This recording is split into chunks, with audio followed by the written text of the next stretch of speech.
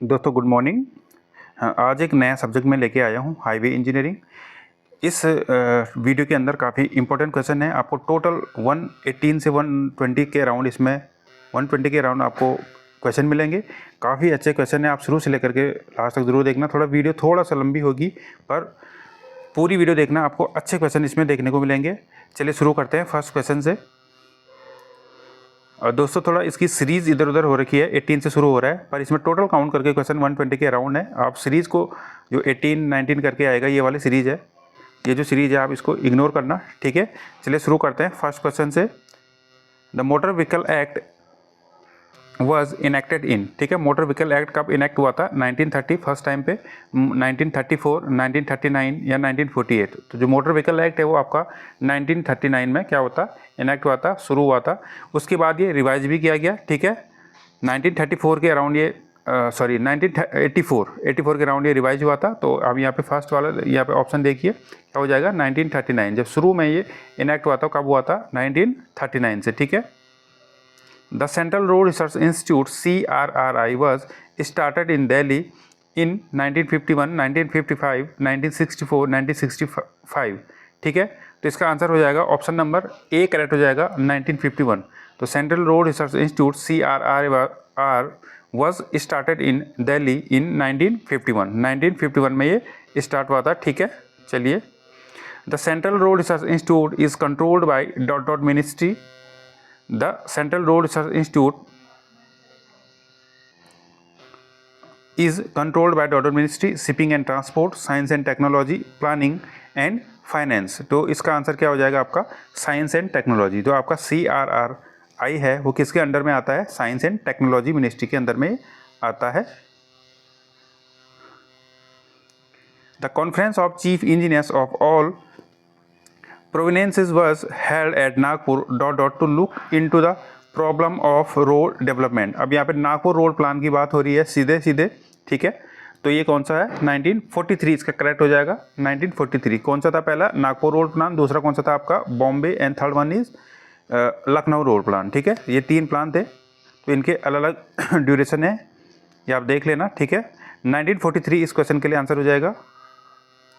The headquarters of Indian Road Congress is at Mumbai, Kolkata, Chennai या new Delhi, ठीक है। The headquarters of IRC की बात कर रहा है, इंडियन रोड कांग्रेस, ठीक है। इंडियन रोड कांग्रेस की बात कर रहा है, तो इसका हेडक्वार्टर्स कहाँ पे है? आपका न्यू दिल्ली में है। ऑप्शन नंबर डी इसका करेक्ट हो जाएगा, सॉरी न्यू दिल्ली, ठीक है। ऑप्शन नंबर डी इसका करेक्ट हो जाएगा। The Indian road and transport development association, The Indian Roads and Transport Development Association IRTDA, Indian Roads and Transport Development Association was set up in, ठीक है। अब IRTDA कब setup हुआ था? ये हुआ था आपका 1927, ठीक है, 1927। ऑप्शन नंबर ए इसका करेक्ट हो जाएगा। काफ़ी इंपॉर्टेंट क्वेश्चन है दोस्तों, आप याद इनको ध्यान से देखना, sorry. The headquarter of Indian Roads and Transport Development Association is at, ये क्वेश्चन रिपीट तो नहीं हुआ ना, रिपीट नहीं हुआ है। इसका हेडक्वार्टर की बात कर रहे हैं, अभी इसका सेटअप बताया था इसने 1927 में। अब हेडक्वार्टर इसका कहाँ पे है? मुंबई में, कोलकाता, चेन्नई या न्यू दिल्ली में, ठीक है। तो कहाँ पे इसका हेडक्वार्टर्स है? बॉम्बे में, ठीक है। ऑप्शन नंबर ए करेक्ट हो जाएगा, बॉम्बे में। The border road development board was established in, the border road, ठीक है, BRO की बात कर रहा है। बॉर्डर रोड ऑर्गेनाइजेशन जो है, development board was established in 1934, 1948, 1951 या 1960। इसका आंसर हो जाएगा आपका 1960। ऑप्शन नंबर डी इसका करेक्ट हो जाएगा, 1960। The road surfacing should be impervious, durable, stable या all of these. The road का जो सरफेस होता है वो आपका कैसा होना चाहिए? इम्परवियस भी होना चाहिए, ड्यूरेबल भी होना चाहिए और स्टेबल भी होना चाहिए। तो करेक्ट आंसर आपका हो जाएगा ऑप्शन नंबर डी, यहाँ पे हो जाएगा।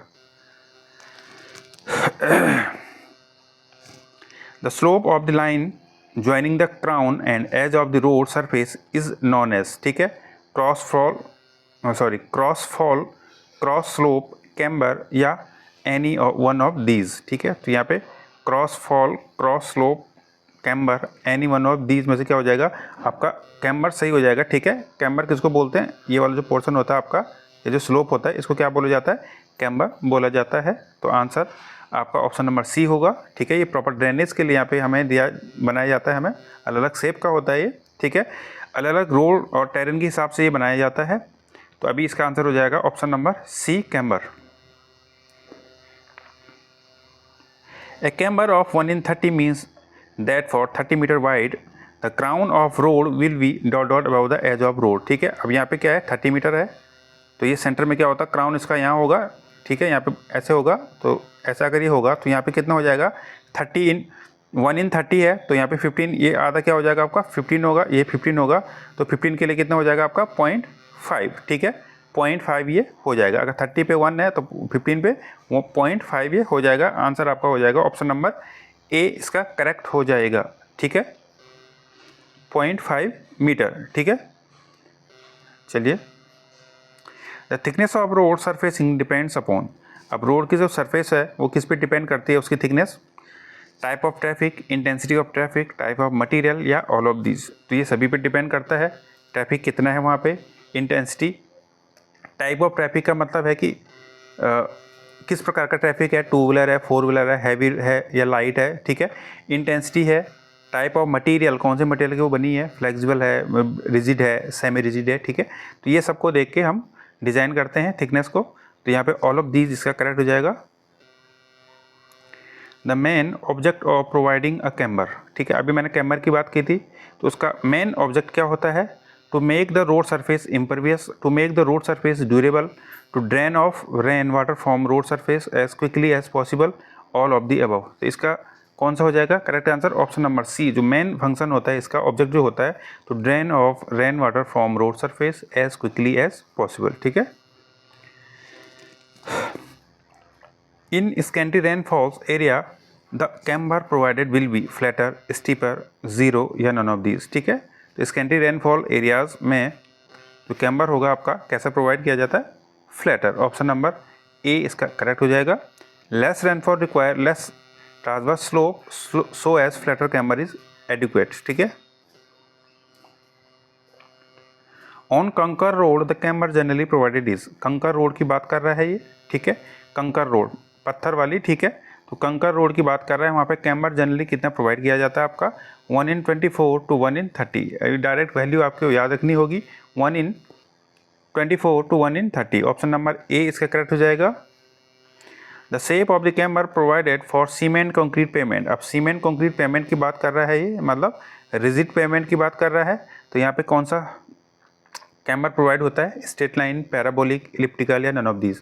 तो यहाँ पे जो सुटेबल रहेगा वो कौन सा रहेगा आपका, स्ट्रेट लाइन। ठीक है, मैंने अभी बताया था कैम्बर शेप अलग अलग होती है। ठीक है, अलग अलग कंडीशन में अलग अलग प्रोवाइड किया जाता है। तो यहाँ पे जो सीमेंट कंक्रीट की बात कर रहे हैं वहाँ पे प्रेफर ज़्यादा क्या किया जाता है, स्ट्रेट लाइन।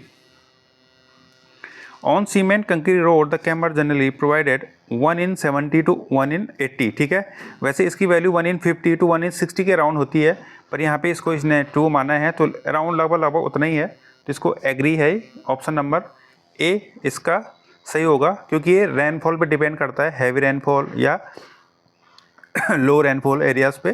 तो यहाँ पे ये लगभग सही है। इसकी वैल्यू वैसे 150 to 160 के राउंड होती है।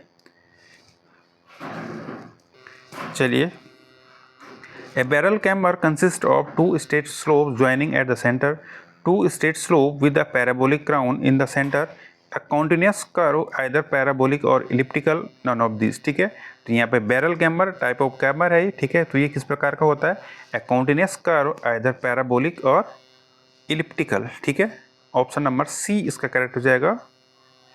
ए camber consisting of 2 straight slope joining at the center, a camber consisting of 2 straight slope joining at the center is called barrel camber, sloped camber, composite camber या none of these। इसको क्या कहा जाता है, sloped camber। Option number B आपका correct हो जाएगा।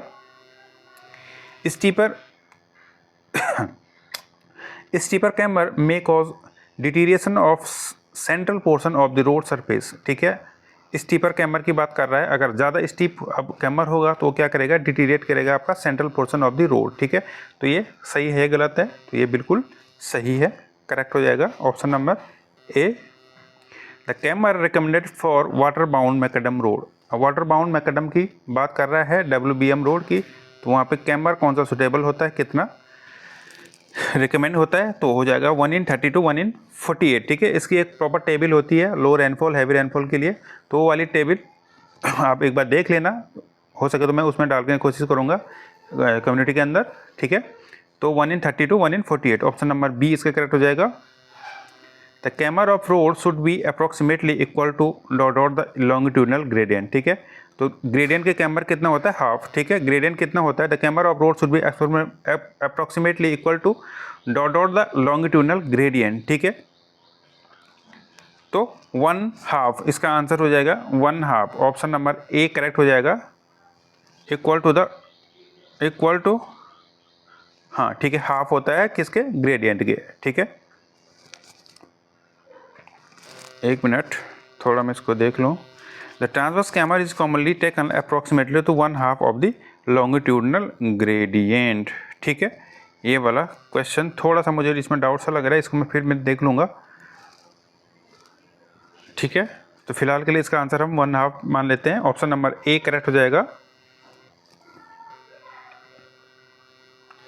Which of the following statement is correct? The amount of camber depend upon the rainfall of the area in which the road is constructed। बिल्कुल सही है। The steeper the camber of road, the more inconvenient it is for the traffic। बिल्कुल सही है। On a pavement with parabolic camber, the angle of inclination of the vehicle will be maximum at the edge। ठीक है, तो option number D इसका correct हो जाएगा, all of the above इसका करेक्ट हो जाएगा, all of the above। ठीक है, ये सारे क्या होते हैं, सही है। The maximum rate of super elevation E is given by where V speed of vehicles in kmph and R equals to radius of curvature in meter। तो इसका आंसर क्या हो जाएगा, आप सभी को पता होगा, E equals to V square upon 225R। ठीक है, 225R, ऑप्शन नंबर ए इसका करेक्ट हो जाएगा। ठीक है, ऑप्शन नंबर ए करेक्ट हो जाएगा। According to Indian Road Congress (IRC), super elevation balances the centrifugal force corresponding to full design speed, half of design speed, 3/4 of design speed या none of these। तो आपको पता होगा 3/4 of design speed ये क्या करता है, आपका बैलेंस करता है, तो यहाँ पे हो जाएगा आपका 3/4 मीन्स 75%। ठीक है, 75% के अराउंड आएगा, ऑप्शन नंबर सी करेक्ट हो जाएगा इसका। Gradient of roads depend upon, अब यहाँ पे ग्रेडियंट की बात कर रहे हैं, nature of traffic, nature of ground, rainfall of locality, all of these. ठीक है, तो आंसर हो जाएगा option number D, all of these. जो ग्रेडियंट होता है, ठीक है, लॉन्गिट्यूडनल स्लोप की बात कर रहा है, उसको क्या बोलेंगे हम, ग्रेडियंट बोलेंगे। तो किस पे डिपेंड करता है, इन तीनों पे डिपेंड करेगा, nature of traffic, nature of ground, rainfall of locality या ऑल ऑफ दीज। ठीक है, ये सभी पे डिपेंड करेगा, ऑल ऑफ दीज का आंसर हो जाएगा। When the rainfall is more, the flatter gradients should be provided in the side drains and the road। ठीक है, जब रेनफॉल आपकी ज़्यादा होगी तो फ्लैटर ग्रेडियंट दिया जाता है कहाँ पे, साइड ड्रेन्स और रोड्स पे। इसका आंसर हो जाएगा yes. Higher rainfall demands better drainage, flatter grades in drainage element help avoid excessive velocity and erosion. ठीक है, तो इसका ये रीजन यहाँ पे दे रखा है, तो ऑप्शन नंबर ए इसमें करेक्ट हो जाएगा। रोड्स में meant for slow moving traffic have very steep gradient. ठीक है, तो यहाँ पर आंसर हो जाएगा मस्ट नॉट। ठीक है, अब स्लो ट्रैफिक की बात कर रहा है, वहाँ पे हैव वेरी स्टीप ग्रेडियंट, तो वहाँ पे ज़रूरी नहीं है। ठीक है, slow moving traffic should not given unnecessarily step gradients because steep grades can still affect safety and drainage. ठीक है, यहाँ पे इसका रीज़न भी यहाँ पे आपको गिवन है। The steepest gradient which is to be permitted on the road is called maximum gradient, limiting gradient या both A and B या none of these। ठीक है, तो आपका steepest जो gradient होगा उसको क्या बोला जाता है, maximum gradient बोलो या limiting gradient, ये दोनों ऑप्शन सही हो जाएंगे, A and B करेक्ट हो जाएगा, option number C। The value of maximum gradient for hill road, value of maximum gradient for hill road 1 in 5, 1 in 10, 1 in 15 या 1 in 20। ऑप्शन नंबर सी इसका correct हो जाएगा 1 in 15। The suitable gradient within which the engineer must endeavor to design the road is called. ठीक है, suitable gradient, ठीक है, limiting gradient, ruling gradient, average gradient या exceptional gradient. तो इसको क्या बोला जाता है? रूलिंग ग्रेडियंट, ठीक है, रूलिंग ग्रेडियंट इसको बोला जाता है। The value of ruling gradient in plane is recommended by IRC 1 in 10, 1 in 20, 1 in 30 या 1 in 40। तो इसका आंसर इन प्लेन के लिए रूलिंग ग्रेडियंट कितना होता है? 1 in 30। ऑप्शन नंबर सी आपका करेक्ट हो जाएगा। The value of ruling gradient in hill, अब यहाँ पे अभी प्लेन की बात हो रही थी, 1 in 20 था, और हिल में कितना होता है ये? 1 in 20। करेक्ट आंसर हो जाएगा 1 in 20। ऑप्शन नंबर बी इसका करेक्ट हो जाएगा 1 in 20। An essential gradient which has to be provided for purpose of road drainage is called maximum gradient, minimum gradient, exceptional gradient या फ्लोटिंग ग्रेडियंट। तो यहाँ पे essential gradient बात हो रही है which has provided for purpose of road drainage के लिए। रोड ड्रेनेज के पर्पज के लिए जो इसेंशियल ग्रेडियंट है वो उसे क्या बोला जाता है? मैक्सिमम ग्रेडियंट, मिनिमम, एक्सेप्शनल या फ्लोटिंग। तो इसका आंसर क्या हो जाएगा आपका? Minimum gradient. मिनिमम ग्रेडियंट बोलते हैं इसको। Option number B. The total rise and fall between 2 points chosen on alignment divided by the horizontal distance between the 2 points is called average gradient, exceptional gradient, ruling gradient या floating gradient. तो उसके क्या बोला जाता है? Average gradient. Option number A इसका correct हो जाएगा। काफ़ी अच्छे क्वेश्चन है, आप पूरी वीडियो जरूर देखना, आपको अच्छे क्वेश्चन मिलेंगे। For cement concrete road a minimum gradient of 1 in 330 can be provided. बिल्कुल सही, ठीक है, ऑप्शन नंबर ए इसका करेक्ट हो जाएगा। मिनिमम ग्रेडियंट कितना? 1 in 330। किसके? सीमेंट कंक्रीट रोड की ये बात कर रहा है। Which of the following statement is correct? Steeper gradients are sometimes provided to avoid deep excavation. Steeper gradients are sometimes provided to avoid long detours. Exceptional gradient becomes necessary to avoid deep cuttings। ठीक है, ये लगभग ये दोनों एक ही हो गए। तो ऑप्शन नंबर डी इसका करेक्ट हो जाएगा। मीनिंग सबका लगभग एक ही है, तो वहाँ पे हम ऑप्शन नंबर डी इसका करेक्ट हो जाएगा। ऑल ऑफ द अबव, ठीक है, सारे ही सही हैं स्टीपर ग्रेडियंट के उसमें, और एक्सेप्शनल ग्रेडियंट के लिए तीनों सही बैठते हैं। तो ऑप्शन नंबर डी इसका करेक्ट हो जाएगा।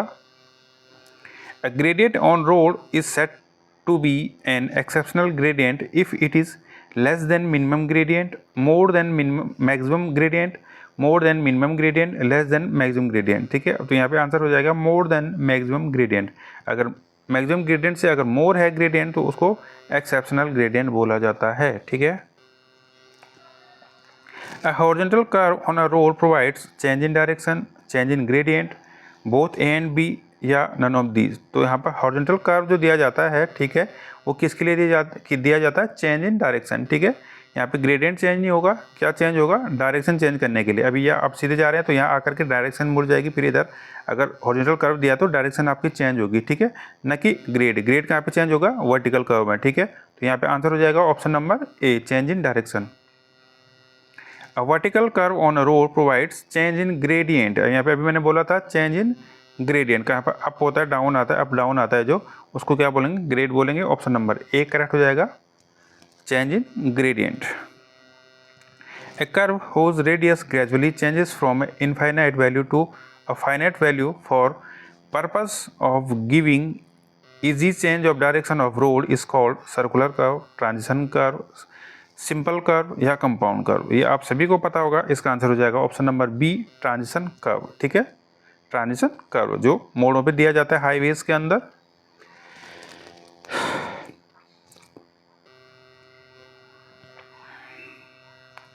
A curve which consists of single arc connecting two states is known as a curve which consists of single arc connecting two states is known as simple circular curve, reverse circular curve, cubic spiral curve, sorry lemniscate. ठीक है, तो answer हो जाएगा आपका कौन सा? Option number A, simple circular curve. ठीक है, सिंपल सर्कुलर कर्व। यहाँ पे क्या बोला था? Consist of a single arc connecting two straight. ठीक है, यहाँ पे क्या हो जाएगा आपका? सिंपल सर्कुलर कर्व ये हो जाएगा। In India, a curve is expressed in terms of angle of degree subtended to the center of the arc of 25 metre, 30 metre, 45 metre या 60 मीटर। तो आंसर हो जाएगा option number B 30 metre. Transition curve are not provided on highway, wrong. तो और कहाँ provide करेंगे, highway पे provide होता है, ठीक है, ऑप्शन नंबर बी करेक्ट हो जाएगा। ए सर्कुलर कर्व में B vertical curve, a circular curve में B a vertical curve, no, option number B correct हो जाएगा। A transition curve can not be a two spiral, cubic spiral, compound curve या cubic parabola. तो आपका जो transition curve होगा compound curve कभी नहीं होगा, ठीक है, option number C, can not be a compound curve, ठीक है, can not be a compound curve, ठीक है, कंपाउंड कर्व नहीं होगा, ठीक है। कंपाउंड मीन्स दो डिफरेंट रेडियस के कर्व, ठीक है, एक ये एक थोड़ा अलग, तो इसको क्या बोलेंगे, कंपाउंड कर्व बोला जाता है, तो ये नहीं होगा। The main advantage of providing transition curve on highway is to obtain the transition from tangent to the circular curve and from the circular curve to tangent, to obtain a gradual increase of curvature from a value of 0 at the tangent to a maximum at the circular curve, to have a gradual increase of super elevation from 0 to tangent, 0 at the tangent to a specific maximum at the circular curve. तो यहाँ पे सारे option सही है, option number D इसका correct हो जाएगा। Transition curve provide करने के जो फायदे एडवांटेजेस हैं वे सारे हैं, ठीक है, तो ऑप्शन नंबर डी इसका करेक्ट हो जाएगा। आप इसको पढ़ लेना एक बार ध्यान से। The shape of vertical curve is parabolic, spiral, elliptical, any one of these. तो एनी वन ऑफ दीज तो नहीं हो सकता, स्पाइरल, इलिप्टिकल नहीं हो सकता, तो यहाँ पे आंसर हो जाएगा पैराबोलिक, ठीक है, shape of vertical curve. Clothoid is a ideal shape of transition curve, agree या डिसएग्री। तो एग्री हो जाएगा ये, ऑप्शन नंबर ए करेक्ट हो जाएगा। An ideal vertical curve is cubic spiral, नहीं, वर्टिकल कर्व क्यूबिक स्पाइरल नहीं हो सकता है, ठीक है, ये ट्रांजिशन कर्व है, तो ऑप्शन नंबर बी करेक्ट हो जाएगा। The rate of change of radial acceleration governs to length of transition curve, extra width of pavement on the curve, length of the tangent of a circular curve या all of the above। तो इसका answer क्या हो जाएगा आपका, length of transition curve, ठीक है। The rate of change of radial acceleration governs the length of the transition curve, ठीक है।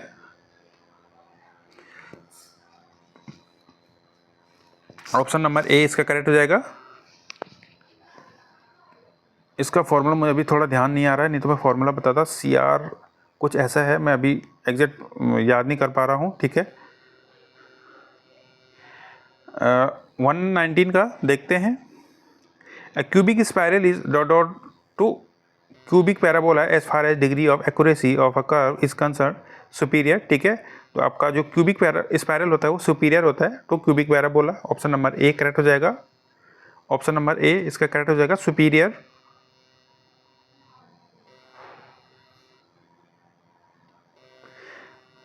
अब यहाँ पे हिल रोड के कुछ क्वेश्चन है। The maximum super elevation on hill road should not exceed 7%, 8%, 10% या 9%।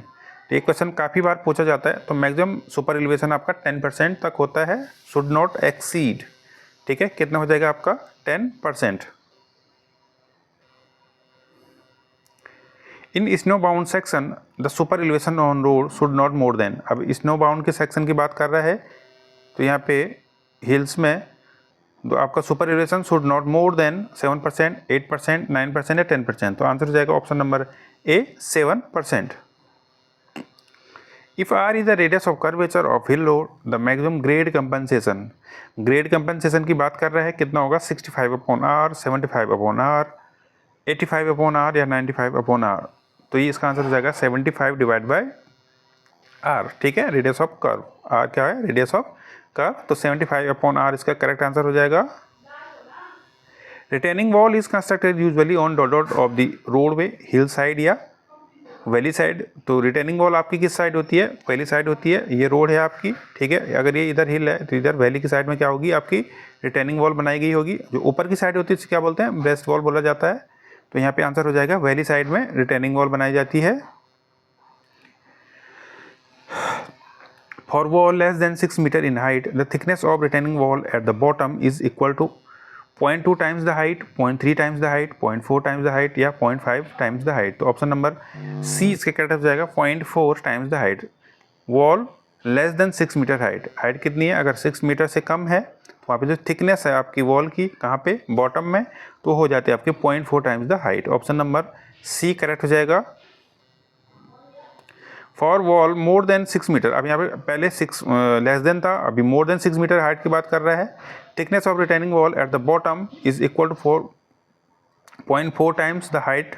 अभी इससे पहले क्या था? 0.4 टाइम्स द हाइट, प्लस भी करना पड़ता है यहाँ पे क्योंकि हाइट कितनी होगी? 6 मीटर से ज़्यादा होगी, तो कितना प्लस करना है? 30 centimetre. Option number C correct हो जाएगा, 30 centimetre.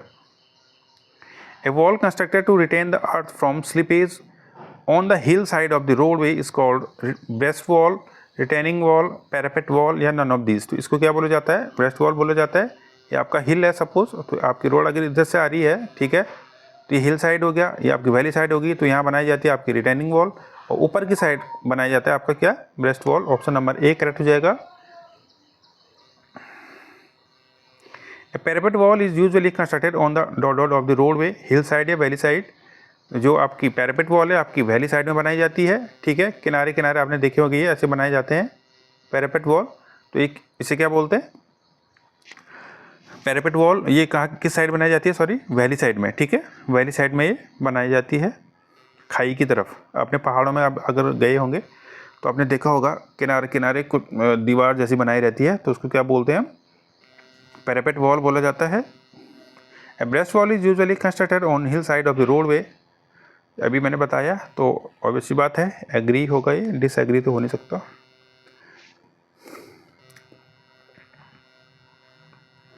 The thickness of parapet wall on the valley side of roadway is usually kept. अब जो पैरापेट वॉल बनाई जाती है आपकी, पैरापेट वॉल बनाई जाती है, उसकी थिकनेस की बात कर रहा है, उसकी थिकनेस कितनी होनी चाहिए? तो थिकनेस आपकी 20 सेंटीमीटर, 40, 60 या 80। तो इसका आंसर हो जाएगा ऑप्शन नंबर सी, 60 सेंटीमीटर। ठीक है, कितना? 60 सेंटीमीटर इसकी होनी चाहिए पैरापेट वॉल की, usually kept 60 centimetre. The height of parapet wall is usually kept as dot above the berm level. ठीक है, अब यहाँ पे बात कर रहा है हाइट ऑफ पैरापेट वॉल। ठीक है, अब पैरापेट वॉल की हाइट यूजुअली हम कितने रखते हैं? 25, 50, 75 या 100। यूजुअली उसकी रखा जाता है सी 75 सेंटीमीटर। ठीक है, 75 सेंटीमीटर उसकी हाइट रखी जाती है। और विड्थ मैंने कितना बोला था अभी पिछले वाले क्वेश्चन में? Width 60 centimetre. ठीक है, 75 height and width 60 centimetre. A better of 1 in 12 may be given to retaining wall on the outside। ठीक है, 1 in 12 का स्लोप तो करेक्ट है ये। ठीक है, जो ये वाला होता है ऐसे होते हैं रिटेनिंग वॉल, तो इस स्लोप की बात हो रही है, तो हो जाएगा आपका क्या? Correct, 1 in 12। The parapet walls are usually required on the valley side of the roadway in order to retain the earth from slippage, properly guide the vehicles to the roadway, provide a good drainage system, keep the road dry। ठीक है, तो retain the earth from slippage, तो इसके लिए तो हम breast wall यहाँ पे यूज होती है, इसके लिए पैरापेट वॉल यूज़ नहीं हो सकती है। प्रॉपरली गाइड द व्हीकल्स, ये बिल्कुल सही है। Provide a good drainage system, तो पैरापेट वॉल का ड्रेनेज से क्या मतलब है? ये तो किनारे एक दीवार होती है, ड्रेनेज के लिए तो इसका कोई सिस्टम ही नहीं है। कीप द रोड ड्राई, तो ये तो कभी हो नहीं सकता है, रोड ड्राई कैसे कर लेगा? ठीक है, तो ऑप्शन नंबर बी करेक्ट हो जाएगा, properly guide the vehicles to the roadway. The side drains are provided on both side of the roadway when the road is in cutting along salient curve, along re entrant curve, all of these. ठीक है, अब यहाँ पे सारे option सही हो जाएंगे। जो side drains provided on the both side दिया जाता है कहाँ पे? इन तीनों कंडीशन में, इन कटिंग में, along salient curve, along re entrant curve या ऑल ऑफ दीज। ठीक है, कटिंग आपको पता है, अलोंग साइलेंट कर्व मीन्स क्या होता है? एक हेयर पिन बैंड होता है, हेयर पिन बैंड जो होता है आपका 180 डिग्री पे सीधे मुड़ता है। ठीक है, एक आपका होता है साइलेंट कर्व, क्या हो जाएगा आपका? ये सपोज इधर पहाड़ है इधर को और रोड ऐसे घूम के आ रही है, तो ये वाला जो कन्वेक्सिटी होती है बाहर की तरफ होती है, तो यहाँ पे भी हम ड्रेनेज इस साइड भी होता है, इस साइड भी होता है। ठीक है, तो इसको क्या बोला जाता है? आपका साइलेंट कर्व बोला जाता है। और जो आपका री एंट्रेंट कर्व होता है, सपोज यहाँ पे हिल है, आपका यहाँ पे पहाड़ है और रोड इधर से घूम के आ रही है, तो यहाँ पे 2 बार कर्व आता है जब ऐसे ऐसे। इसको दोबारा बनाता हूँ मैं, सॉरी। ये हिल है सपोज, तो यहाँ से रोड आ रही है सपोज ये, तो यहाँ पे यहीं पे 2 बार घूम जाना, ऐसे आना, ठीक है। 2-3 बार यहीं पे टर्न हो जाना, तो इसके बोल रहे हैं री एंट्रेंट कर्व, ठीक है। री एंट्रेंट कर्व उसको बोला जाता है। तो इन कंडीशन में क्या किया जाता है, जो आपकी ड्रेन्स है वो आपकी बोथ साइड में दिए जाएंगी। इनके फिगर आप एक बार नेट पे ज़रूर देख लेना, तो इससे ज़्यादा क्लियर हो जाएगा। ऑप्शन नंबर डी इसका करेक्ट हो जाएगा। A water bound macadam road is an example of rigid pavement, semi rigid pavement, flexible pavement या नन ऑफ दी। तो जो वाटर बाउंड WBM रोड की बात हो रही है, तो आपका example of flexible pavement, option number C correct हो जाएगा। A cement concrete road is an example of semi rigid pavement. Cement concrete road क्या है आपकी, सेमी रिजिड है। क्या ये सही है गलत है, तो ये बिल्कुल गलत है, क्योंकि सीमेंट कंक्रीट रोड आपकी रिजिड पेमेंट है। क्या है, रिजिड है, ठीक है। इसमें बार यूज होती है आपकी, इसमें डॉल बार यूज होती है, टाई बार यूज होती है। A cement grouted road is an example of dot payment, semi rigid, rigid या flexible। तो यहाँ पे जो सीमेंट ग्राउटेड रोड है वो आपकी सेमी रिजिड के अंदर आता है, और जो आपकी सीमेंट कंक्रीट रोड है वो फुली रिजिड होती है, और WBM आपकी फ्लेक्सिबल होती है। Which of the following statement is correct? The sub-base course is composed of hard, well-burnt clinker, natural gravel, or any other suitable material excavated at or near the site. The base is composed of broken stone and granular material with tar. The wearing surface in the case of flexible pavement consists of a mixture of bituminous material and aggregate। तो इसमें ये सारे क्या हो जाएंगे, सही है, all of these, ठीक है। ऑल ऑफ दी अबव क्या हो जाएगा, सारे सही हो जाएंगे, सारे जो स्टेटमेंट हैं करेक्ट हैं, ठीक है। फ्लेक्सिबल पेमेंट की केस में ये तीनों कंडीशन क्या हैं, बिल्कुल सही हैं। The universally recognised factor which affect the flexible pavement design. अब यहाँ पे द यूनिवर्सली रिकग्नाइज्ड फैक्टर की बात कर रहा है, जो अफेक्ट करते हैं आपके किसको, फ्लेक्सिबल पेमेंट की डिज़ाइन को।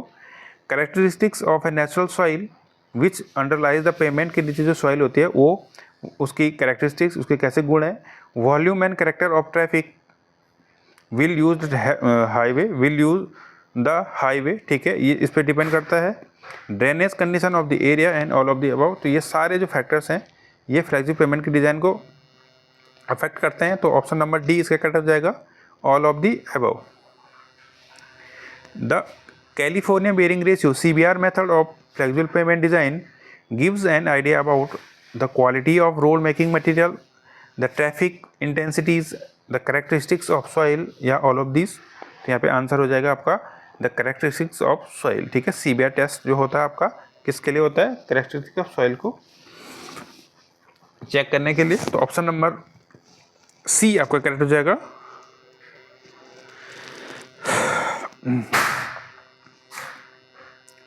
In CBR test, the value of CBR is calculated as 2.5 mm penetration only, ठीक है। जो CBR टेस्ट होता है इसमें पेंटेशन वैल्यू निकाली जाती है, तो 2.5 mm penetration only, 5 mm penetration only, both 2.5 mm 5 mm penetration या नन ऑफ दिस। तो इसका आंसर हो जाएगा ऑप्शन नंबर सी करेक्ट हो जाएगा, 2.5 एंड 5 mm पेनिटेशन, ठीक है। ऑप्शन नंबर सी इसका करेक्ट हो जाएगा। Which of the following method is recommended by IRC for design of flexible payment? तो फ्लेक्सिबल पेमेंट को डिज़ाइन करने के लिए IRC ने कौन सा मेथड रिकमेंड किया है, group index method, CBR method, Westergaard method या नन ऑफ दीज। तो यहाँ पे जो आंसर है आपका CBR मेथड हो जाएगा, ऑप्शन नंबर बी करेक्ट हो जाएगा, CBR मेथड। वेस्टरगार्ड आपका उसके लिए यूज होता है, किसके लिए, रिजिड के लिए। तो ऑप्शन नंबर बी करेक्ट हो जाएगा। The group index method of designing flexible payment is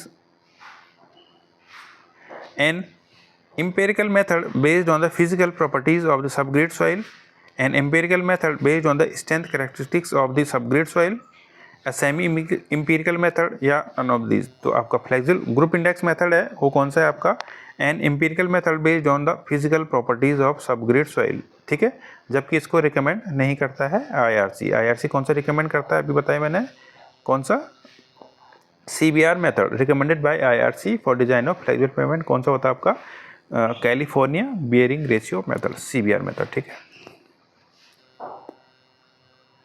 the value of group index of soil varies from, group index की जो वैल्यू है आपकी कहाँ से कहाँ वैल्यू वेरी करती है, कई बार पूछा गया है, तो 0 to 20 तक की वेरी करती है। तो ऑप्शन नंबर बी करेक्ट हो जाएगा।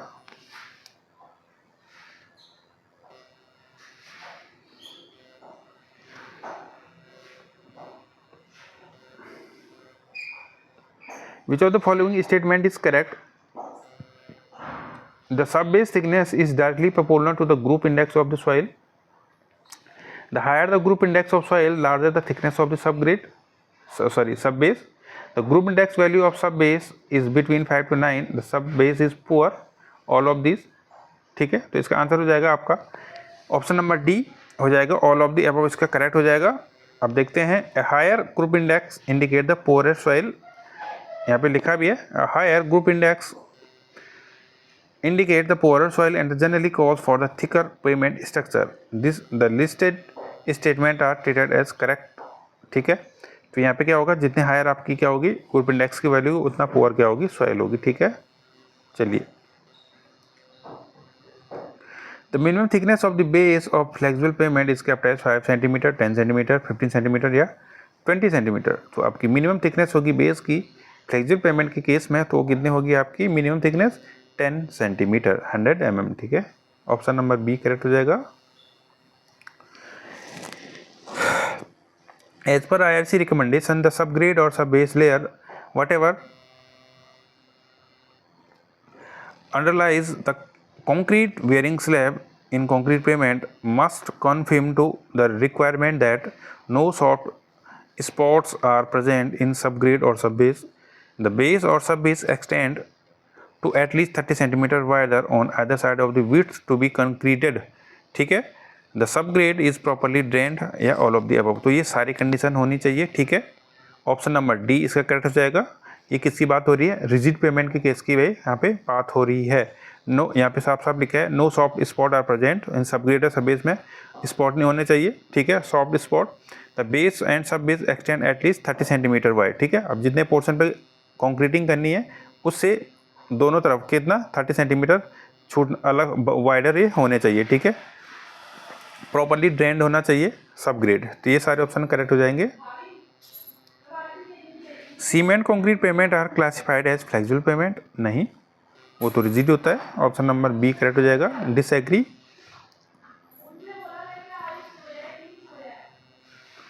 According to IRC recommendation the maximum spacing of transverse expansion joint in unreinforced concrete pavement for slab thickness 20 cm should be 4.5 metre, 15 metre, 27 metre या 37 metre.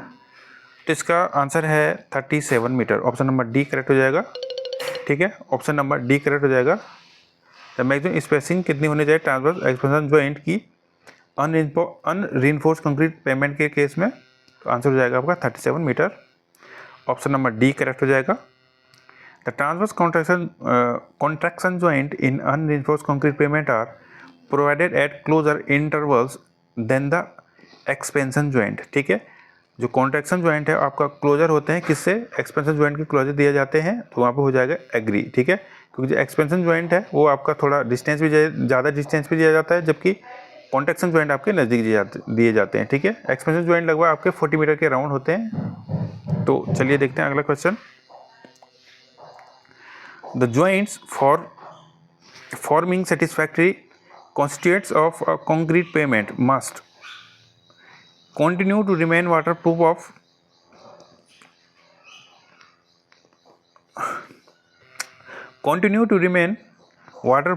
for all times, not induce structural weakness in the pavement, not result into deterioration in the riding quality of the pavement, all of the above। तो यहाँ पे किसकी बात हो रही है, आपकी कंक्रीट पेमेंट के जो कांस्टेंट है आपके कंक्रीट जिससे बनता है उसकी बात हो रही है। तो वो ये तीनों कंडीशन फुलफिल होनी चाहिए, तो ऑल ऑफ द अबव इसका करेक्ट आंसर हो जाएगा। The traffic volume is equal to traffic density divide by traffic speed divide by traffic density into traffic speed या नन ऑफ दिस। तो करेक्ट आंसर हो जाएगा ऑप्शन नंबर सी करेक्ट हो जाएगा, traffic density into traffic speed. ठीक है, traffic density into traffic speed, traffic volume equals to traffic density into traffic speed. The average number of vehicles per day passing on a section of the road during a particular year की बात हो रही है यहाँ पे। The average number of vehicles per day passing on a section of road during a particular year is called peak hour traffic, average daily traffic, design hourly traffic या any of the above। ठीक है, तो answer हो जाएगा आपका option number B, average daily traffic. Option number B इसका correct हो जाएगा, एवरेज डेली ट्रैफिक। इसको ADT यहाँ पे लिखा है। Average daily traffic is the average number of vehicles per day over a specified period oblique year. The volume of traffic that would immediately use a new or an improve road when open to traffic is known as generated traffic, development traffic, current traffic या all of these। इसका answer हो जाएगा आपका current traffic, option number C. The volume of traffic that would immediately use a new and improved road की बात हो रही है यहाँ पे, तो उसको क्या बोला जाएगा, current traffic.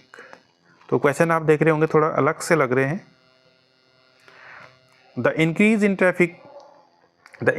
Traffic constitutes the normal traffic growth, generated traffic, development traffic या all of these। ठीक है, the increase in traffic constitute the normal traffic growth, generated traffic या development traffic, ये तीनों इसमें आएगा। ठीक है, ट्रैफिक इंक्रीजेज में include normal growth, generated traffic या डेवलपमेंट ट्रैफिक। ठीक है, तीनों इसके अंदर आते हैं। किसमें, अगर इंक्रीज इन ट्रैफिक है तो ये तीनों इसमें कॉन्स्टिट्यूट होंगे।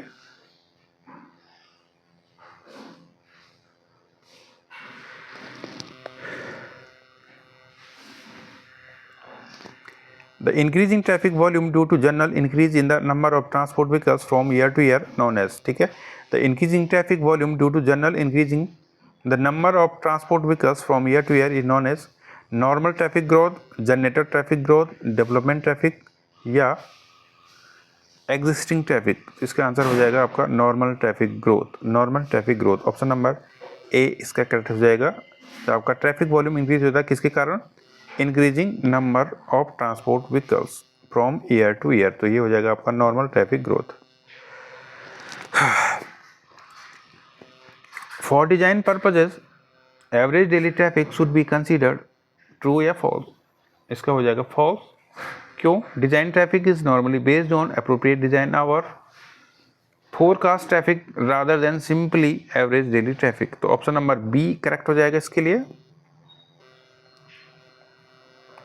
As per IRC recommendation traffic volume study is carried out for rural roads for days continuously during harvesting and lean season. ठीक है, जो पीक टाइम होता है, पीक ड्यूरेशन के टाइम पे कम से कम कितने दिन तक वहाँ पे ट्रैफिक वॉल्यूम स्टडी होनी चाहिए, वो होता है आपका 7 दिन। ठीक है, ऑप्शन नंबर ए करेक्ट हो जाएगा, 7 दिन ग्रामीण एरिया में। ठीक है, ग्रामीण एरिया की बात कर रहा है, 7 दिन यहाँ पे आंसर हो जाएगा option number A. Which of the following statement is correct? Seasonal cycle of traffic volume during April and November is usually near the average. Midsummer seasonal cycle of traffic is the least of traffic volume. Midwinter seasonal cycle of traffic is the highest of traffic volume या all of the above। इसका answer बन जाता है यहाँ पे option number A, seasonal cycle of traffic volume during April and November is usually near the average. ठीक है, बाकी ऑप्शन आपके रॉन्ग हो जाएंगे। ऑप्शन नंबर ए इसका करेक्ट है। The supply tax identifies the April and November as period when seasonal traffic is near the average. ठीक है, चलिए, highway capacity is defined as the total number of vehicles. अभी highway capacity की बात कर रहा है, that can be accommodated on a unit length of the road, that can pass a given point in a unit period of time, that can pass a given point in a specified period of time या none of these। तो answer हो जाएगा option number B, that can pass a given point in a unit period of time। Highway capacity की बात हो रही है। ठीक है, number of vehicles that can pass a given point in a unit period of time. The highway capacity is expressed in passenger car unit PCU। ठीक है, इसकी मैंने अभी एक टेबल डाली थी कम्युनिटी के अंदर, ठीक है, आप देख लेना। According to IRC the passenger car की PCU कितनी होती है, तो पैसेंजर कार के लिए जो पैसेंजर कार यूनिट होगा वो होगा आपका 1। ठीक है, ये सारी वैल्यू मैंने दी है, चाहे कार हो, चाहे मोटरसाइकिल हो, चाहे आपकी बैलगाड़ी हो, ट्रक ट्रेलर हो, तो इसकी वैल्यू सबकी मैंने दी है। तो यहाँ पे आंसर हो जाएगा option number A1। Highway density is defined as the total number of vehicles. Density की बात हो रही है यहाँ पे। That can be accommodated on a unit length of the road, that can pass a given point a unit period of time, that can pass a given point in a specified period of time। तो इसका answer हो जाएगा option number A, that can be accommodated on a unit length। ठीक है, unit length, यहाँ से लेके एक स्ट्रेच, ये वाला स्ट्रेच हमने लिया, तो इस स्ट्रेच के अंदर कितने गाड़ियाँ खड़ी हैं आपकी, तो हो जाएगा आपका क्या, खड़ी हमें कितनी गाड़ियाँ हमारी ऑक्यूपाई हो रही हैं, चाहे ट्रैफिक चल भी रहा है तो कितनी ऑक्यूपाई इसके अंदर हो रही है यूनिट लेंथ में, तो उसको क्या बोला जाता है, आपका ट्रैफिक डेंसिटी बोला जाता है। The practical capacity of highway is the practical capacity of the highway is that of possible capacity। ठीक है, तो practical capacity आपकी क्या होगी, less than the possible capacity। The practical capacity of highway is less than that of the possible capacity। Practical capacity is lower than possible capacity because it represents a more realistic operating condition, more realistic operation condition, इसलिए। ठीक है, तो practical capacity हमेशा क्या होती है, less होती है पॉसिबल कैपेसिटी से। A traffic capacity of highway is always as compare to traffic volume. तो ट्रैफिक वॉल्यूम के हमेशा ज़्यादा ही होना चाहिए। ठीक है, ट्रैफिक कैपेसिटी हमेशा always more as compare to traffic volume. Option number B correct हो जाएगा आपका। The design capacity is also known as basic capacity, theoretical capacity, practical capacity या possible capacity। तो डिजाइन कैपेसिटी आपकी कहलाती है practical capacity. Option number C correct हो जाएगा। The speed that a driver adopts a highway depends on the speed that a driver adopts on a highway depends on the physical characteristics of highway and the surroundings, weather condition in the area, speed limitation placed upon the vehicles, all of the above. तो यहाँ पे सारी condition apply हो जाती है। Speed की बात कर रहा है तो इन तीनों चीज़ों पे डिपेंड करता है जो गिवन है। तो ऑप्शन नंबर D करेक्ट हो जाएगा।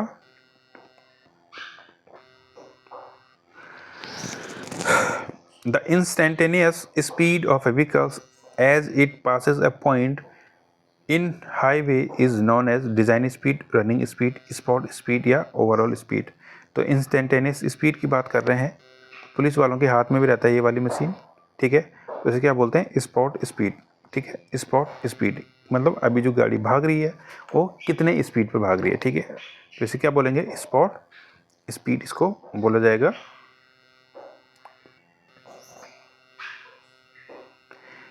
The average speed maintain by a vehicle over a particular stretch of road while the vehicle is in motion is known as design speed, running speed, spot speed या overall speed. तो ये आपकी हो जाएगी average speed maintain by a vehicles over a particular stretch of road is called running speed. Option number B correct हो जाएगा, running speed. ठीक है, the overall length of the vehicle affect the turning radius of the curve, time needed to overtake, of tracking of vehicles या all of these. तो अब यहाँ पे बात हो रही है लेंथ, जो गाड़ी की लेंथ होती है वो क्या करती है, अफेक्ट करती है इन सबको। ठीक है, अब रेडियस पे डिपेंड करेगी, ऑफ ट्रैकिंग पे डिपेंड करेगी, टाइम नीडेड टू ओवरटेक, तो ओवरटेक करने पे कितना टाइम लगेगा वो ऑब्वियसली बात है इसकी लेंथ पे डिपेंड करेगी। तो ऑल ऑफ दीज करेक्ट हो जाएगा इसके लिए। The overall width of vehicle determines the width of pavement needed for the highway, width of the bridges on the highway, length of the valley curves at the underpasses in the city area, height of the tunnels along the highway। अब width की बात हो रही है तो यहाँ पे option number A correct हो जाएगा, width of the pavement needed for the highway। Option number A इसका ज़्यादा सुटेबल बनेगा, तो ऑप्शन नंबर A करेक्ट हो जाएगा, width of the pavement needed for the highway। Width of the bridges on highway, इसमें तो इसी के अंदर आ गई। तो length of the very curves at the under passes, तो लेंथ की तो बात हो ही नहीं रही है, हाइट की भी बात नहीं हो रही है, तो ऑप्शन नंबर ए यहाँ पे करेक्ट हो जाएगा। The theoretical capacity of a highway depends upon the average length of the vehicles, average spacing of the moving vehicles either A and B या बोथ ए एंड बी। तो either ना होकर के ये बोथ ए एंड बी हो जाएगा, option number D, average length of the vehicles and average spacing of moving vehicles. तो यहाँ पे थियोरेटिकल कैपेसिटी की यहाँ पे बात हो रही है, ठीक है। थियोरेटिकल कैपेसिटी किस पे डिपेंड करेगी, एवरेज लेंथ, गाड़ी की लंबाई पे और गाड़ियों के बीच की स्पेसिंग पे, ठीक है, मूविंग व्हीकल्स पे डिपेंड करेगी। और गाड़ियाँ चल रही हैं तो उनके बीच में कितना गैप है उस पर भी ये डिपेंड करेगा, क्या, थियोरेटिकल कैपेसिटी। तो ऑप्शन नंबर डी हो जाएगा, both A and B.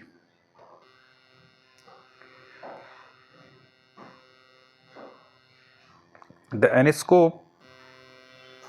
anoscope is used to determine running speed, spot speed, travel time या एवरेज स्पीड। तो इसका हो जाएगा एनोस्कोप जो होता है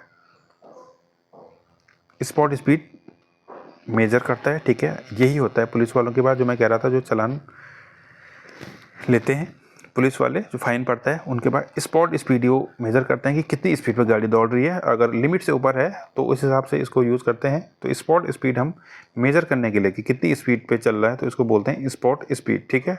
तो एनोस्कोप जो होता है उसके लिए यूज होता है स्पॉट स्पीड के लिए, ठीक है। The theoretical capacity C of a highway that is the number of vehicle passing an any point 1 hour per lane is given by C equals to 1000 V upon S, C equals to 500 V upon S, C equals to 1000 V upon S या C equals to 2000 V upon S। तो answer हो जाएगा आपका option number C, C equals to theoretical capacity C equals to क्या हो जाएगा, 1000 V upon S, ठीक है, V upon S हो जाएगा, ठीक है। व्हीकल पर आवर पर लेन, व्हीकल पर आवर पर लेन इसका हो जाएगा ऑप्शन नंबर सी।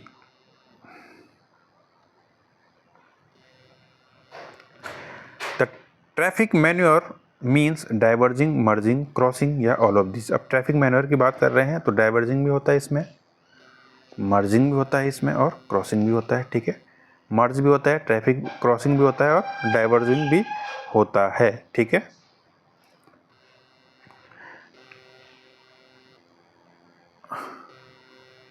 सॉरी, चौराहे पे जैसे होता है, ये आपका सपोज चौराहा है, तो यहाँ पे ऐसे ट्रैफिक जब आता है, अगर ट्रैफिक ऐसे हो रहा है, सॉरी, अगर ट्रैफिक डायरेक्ट यहाँ से ऐसे मुड़ रहा है, ठीक है, बाएं से, तो इसे क्या बोलेंगे, डाइवर्जिंग बोलेंगे। क्या बोलेंगे, डाइवर्जिंग बोलेंगे। मर्जिंग किसे बोलेंगे, मर्ज होगा जब ट्रैफिक यहाँ से जाने वाली गाड़ी आपकी ऐसे जाएगी, यहाँ से घूम करके ऐसे आएगी, तो इसे क्या बोलेंगे, मर्ज। पूरे ट्रैफिक में मर्ज हो रहा है तो इसे बोलेंगे मर्जिंग। और क्रॉसिंग किसे बोलेंगे, अगर क्रॉसिंग किसे बोलेंगे, अरे यार सॉरी, क्रॉसिंग किसको बोलेंगे आप, जब यहाँ की गाड़ी सीधे क्रॉस होकर के सीधे ऐसे निकल रही है, दैट क्रॉसिंग, ठीक है। ये होगा डाइवर्ट, ये होगा आपका क्रॉस, और ये यहाँ से घूम करके ऐसे आ रही है, ये होगा आपका मर्ज। तो ये तीनों कंडीशन ट्रैफिक मैनर के अंदर आती है। तो ऑप्शन नंबर डी करेक्ट हो जाएगा। The purpose of traffic survey is, traffic survey का पर्पज़ क्या होता है, know the type of traffic, determine the facilities to traffic regulation, design proper drainage system, all of the above. तो यहाँ पे drainage system का कुछ ज़्यादा मुझे नहीं लग नहीं रहा। तो determine the facilities to traffic regulation, traffic survey का काम ये होता है, ठीक है। ऑप्शन नंबर बी यहाँ पे ज़्यादा सुटेबल बन जाएगा, ऑप्शन नंबर बी करेक्ट हो जाएगा। Determine the facilities to traffic regulations. The traffic census is carried out to study speed and delay, traffic volume, road parking, origin and destination. तो traffic census is carried out to study traffic volume. Option number B correct हो जाएगा, traffic volume. The purpose of traffic signal is to provide a orderly movement of traffic, reduce the frequency of accidents of some special nature, control speed on the main highways, all of the above. तो answer हो जाएगा option number D, all of the above. Provide orderly movement of traffic, बिल्कुल सही। Reduce the frequency of accident on some some special nature control speed on the maintain highway, ये तीनों correct हो जाएंगे, ठीक है। ऑप्शन नंबर डी इसलिए correct हो जाएगा। ट्रैफिक एक्चुएटेड सिग्नल्स में भी full traffic actuated signal, semi traffic actuated signal, speed control signal या ऑल ऑफ दीज। तो ठीक है, जो ट्रैफिक एक्चुएटेड सिग्नल्स होते हैं वो तीनों हो सकते हैं, ठीक है। तो ऑप्शन नंबर डी इसका करेक्ट हो जाएगा। Fully traffic actuated, semi traffic actuated या speed control signals, option number D इसका करेक्ट बन जाएगा। If the traffic detector are used on all the approaches to an intersection, the control signal is known as, ठीक है, full traffic actuated signal, semi traffic actuated signal, speed control signal या all of these। तो answer हो जाएगा full traffic actuated signal, ठीक है। अगर वो यूज हो रहे हैं कहाँ, all the approaches to an intersection, ठीक है, तो उसे क्या बोलेंगे, known as full traffic actuated signal। A complete signal cycle constitute red timing, yellow timing, green timing या ऑल ऑफ दीज। तो कंप्लीट सिग्नल टाइम ये तीनों कॉन्स्टिट्यूट होंगे, all of these, red, yellow and green time, ठीक है। Option number D correct हो जाएगा। Flashing yellow beam are sometimes employed as, आपने देखा होगा हाईवेज पे फ्लैश होती रहती है येलो लाइट, उसका क्या मतलब होगा, stopping signal, proceeding signal, warning signal या नन ऑफ दीज। तो यहाँ पे इसका प्रोसीडिंग नहीं होगा, वैसे इसका नॉर्मल प्रोसीडिंग सिग्नल होता है तैयार रहने के लिए, यहाँ पे इसका साइन क्या हो जाएगा, वार्निंग, ठीक है। आपने देखा होगा फ्लैश करती रहती है येलो लाइट, तो उसका मतलब क्या होता है, आपको वार्न कर रहा है वो, ठीक है, रोड मुड़ रही है या कुछ अदर चीज़ें हैं वहाँ पे, तो वो एक प्रकार का वार्निंग सिग्नल होगा। In large cities, especially in congested area, on-way streets are provided in order to. In large cities, especially in congested area, one-way, sorry, पढ़ने में थोड़ा गलती हुई, one-way मैंने on पढ़ दिया उसको, इसलिए थोड़ा समझ नहीं आया। One-way streets are provided. अब one-way की reduce to a minimum possible conflict points, increase the carrying capacity of the street, eliminate at night the glare from head lamp of opposite vehicles. ये तीनों बिल्कुल करेक्ट हैं, ठीक है। Congested cities की बात कर रहा है, तो यहाँ पे स्ट्रीट्स के अंदर वन वे किया जाता है, किस लिए, ये तीनों कंडीशन यहाँ पे अप्लाई होती है, ठीक है। ऑप्शन नंबर डी करेक्ट हो जाएगा। The parking of vehicles is usually preferred at 75 degree to aisles, ठीक है, मतलब रोड की बात हो रही है यहाँ पे, किसी गली की बात हो रही है, कहीं पे भी रोड है या कुछ भी आपकी क्या बोलते हैं गलियारे जो भी बोलते हैं, तो वहाँ पे 75 डिग्री प्रेफर किया जाता है, क्योंकि उसमें मैक्सिमम व्हीकल्स पार्क हो सकते हैं आसानी से। तो ऑप्शन नंबर ए करेक्ट हो जाएगा, ट्रू। ऑप्शन नंबर ए इसका करेक्ट हो जाएगा, true. In case of multi lane road, overtaking is generally permitted from left side, right side, both side या एनी वन ऑफ दीज। तो अगर multi lane road है तो वहाँ पे, वैसे नॉर्मली अगर 2 लेन रोड है माना, तो वहाँ पे क्या किस साइड से किया जाता है ओवरटेक, आपकी राइट साइड से हम क्या करते हैं, ओवरटेक करते हैं। जबकि मल्टी लेन रोड होगा तो वहाँ पे क्या करेंगे, बोथ साइड यहाँ पे होगा, ठीक है। ऑप्शन नंबर सी करेक्ट हो जाएगा, both side. In case of multi lane road, overtaking is generally permitted from both side, दोनों साइड से हो सकता है अगर मल्टी लेन रोड है तो। The factor which governs the installation of signal is, अब इंस्टॉलेशन ऑफ सिग्नल को कौन से फैक्टर गवर्न करते हैं, minimum vehicular volume from different streets at an intersection, minimum pedestrian volume of an intersection, need for interruption of high volume continuous traffic on main street and all of the above। तो इसका answer बनना है all of the above, ठीक है। अब यहाँ पे बात हो रही थी किसकी, सिग्नल की। अब यहाँ पे सिग्नल इंस्टॉलेशन कहाँ पे हो सकता है, ठीक है। तो यहाँ पे क्या होगा, minimum vehicular volume from different streets at an intersection, ठीक है। ये चीज़ें जो फैक्टर हैं हमें वहाँ पे चेक करने होंगे। तो किसी भी स्टेट में कितना वॉल्यूम चल रहा है, मिनिमम पेडेस्ट्रियन वॉल्यूम, पैदल चलने वाले जो यात्री हैं वो कितने हैं, ठीक है, लोग हैं वो कितने हैं। Need for interruption of high volume continuous traffic on main street, ठीक है। Need for interruption of high volume continuous traffic, जो हाई वॉल्यूम कॉन्टिन्यूस ट्रैफिक है उसकी स्टडी करना, ठीक है, वो देखना, ठीक है। ये सारी चीज़ें क्या हैं, किस पे डिपेंड, अगर हम इंस्टॉलेशन कर रहे हैं सिग्नल का तो ये सारी चीज़ें हमें देखनी होंगी, ठीक है। ये फैक्टर्स वहाँ पे कंसीडर किए जाएंगे। तो दोस्तों ये सारे क्वेश्चन ख़त्म हो चुके हैं। 287 यहाँ पे ये खैर सिग्नल, ये सिग्नल बोल रहा हूँ मैं, इसका नंबर है जहाँ से मैंने इसको लिया था क्वेश्चनों को। वैसे इसका अगर क्वेश्चंस के नंबर दिखे जाएँ टोटल आपके 120 अगर नहीं भी होंगे तो 118 है, मैंने देखा है, ठीक है। उसमें तो 118 से लेकर 118 या 120 के अराउंड ही क्वेश्चन होंगे। तो क्वेश्चन आपको कैसे लगे, आपने अगर अभी तक पूरी वीडियो देखी है तो आपको पता चल गया होगा क्वेश्चन कैसे थे।